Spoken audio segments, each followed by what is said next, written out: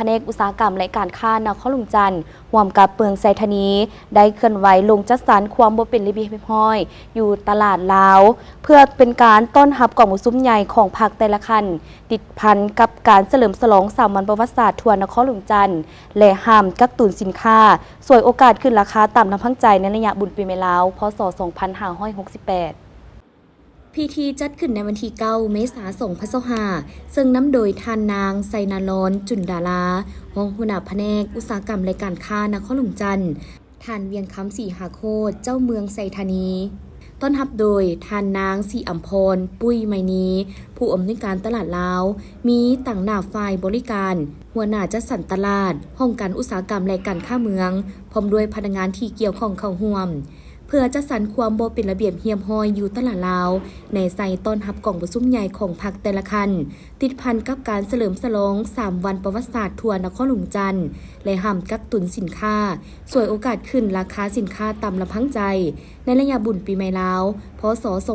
2568และเพื่อให้การคุ้มครองราคาสินค้าและค่าบริการเข้าสู่ระเบียบกฎหมายบนพื้นฐานกลไกเศรษฐกิจตลาดที่มีการคุ้มครองและดัดสมของรัฐพร้อมทางบ่ให้ผู้ประกอบการสวยโอกาสขึ้นราคาสินค้าต่ำลำพังใจซึ่งเป็นการเอารัดเอาเปรียบผู้สมไส้ที่จะส่งผลกระทบต่อชีวิตการเป็นอยู่ของประชาชนบรรดาเผ่าในระยะบุญปีใหม่ลาวที่มีความต้องการสมไส้สินค้าเพิ่มขึ้นการลงมาเฮ็ดเวียกของพวกเราในครั้งนี้ก็มีอยู่2 จุดประสงค์ใหญ่เนาะจุดประสงค์อันที่1ก็แม่นเพื่อเป็นการ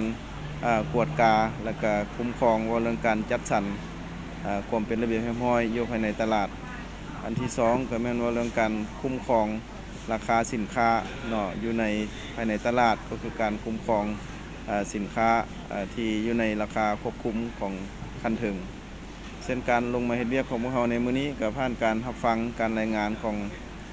ผู้อำนวยการตลาดลาวก็เห็นว่าได้มีการจัดสรรความเป็นระเบียบเรียบร้อยอยู่ในระดับพื้นฐานที่ดีเนาะผ่านระยะผ่านมาเป็นต้นว่าเรื่องการกำหนดเขตบ่อนจอดรถก็คือการวางขายสินค้าของแม่ค้าก็เห็นว่าเข้าสู่ระเบียบมีความเป็นระเบียบเรียบร้อยดีเนาะนอกจากนี้ก็ได้มีการขยายพื้นที่ว่าเรื่องการบ่อนจอดรถก็คือการจัดโซนขายเนาะเป็นระเบียบเรียบร้อยในระดับที่ดีพอสมควรนอกจากนี้ว่าเรื่องปัญหาที่2ว่าเรื่องการคุ้มครองสินค้าก็คือราคาสินค้าที่คันถึงได้กำหนดให้นั้นก็เห็นว่าได้มีการ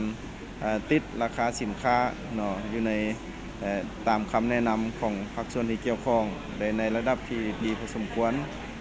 นอกจากนี้ก็เห็นว่าแม่ค้าชาวขายก็ยังให้ความร่วมมือในระดับที่ดีเห็นว่าตลาดของพวกเราก็เป็นตลาดหนึ่งที่อยู่ในมาตรฐานของที่คันถึงได้วางไว้และปัญหาสำคัญในระยะผ่านมาก็คือปัจจุบันนี้เนาะ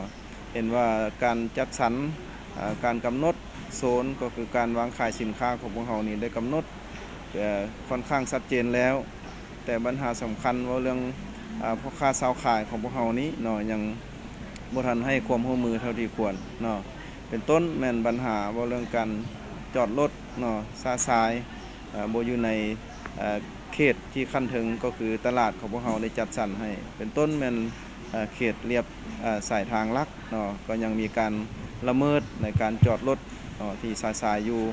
แต่ในนั้นก็ถือว่าทางเจ้าหน้าที่ของพวกเราได้พยายามจัดสรรและก็ควบคุมเข้าระเบียบถือว่าเห็นว่าเป็นระเบียบเรียบร้อยดีขึ้นเนาะนอกจากนี้พวกเราก็ได้เอาใจใส่ว่าเรื่องการ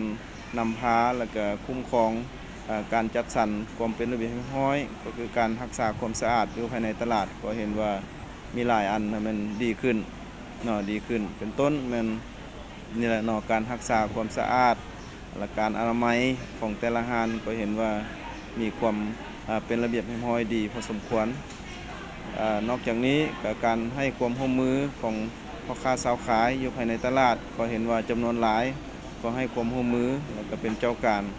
เป็นต้นประมาณว่าเรื่องการติดราคาสินค้าเนาะที่ขั้นถึงกำหนดให้